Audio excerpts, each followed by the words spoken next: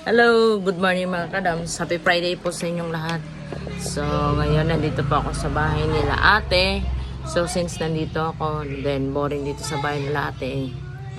Meron kaming konting negosyong nilagay dito. So, kahit papano, kumikita rin kami. Tapos di na kami naboboring. So, ngayong araw, ano bang oras na? Mag-aalas 10 na po. So, magbubukas na ako ng tindahan. So, samahan niyo po ako. Tara.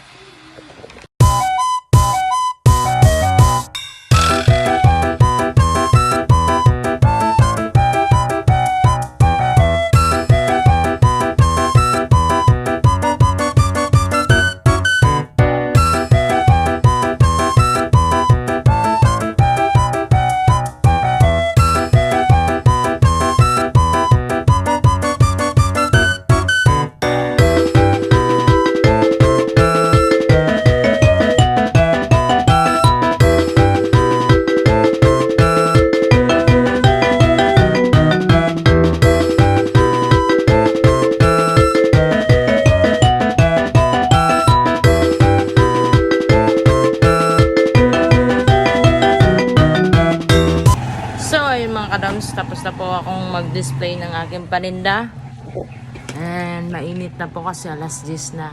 So kung sino pong gustong bumili, nandito lang po yan sa Sulpicio Road sa may Sabado Street, sa may apartment, sa kanta ng Sabado Street sa may apartment. So mga mura lang po itong bilihin namin dito at mga branded.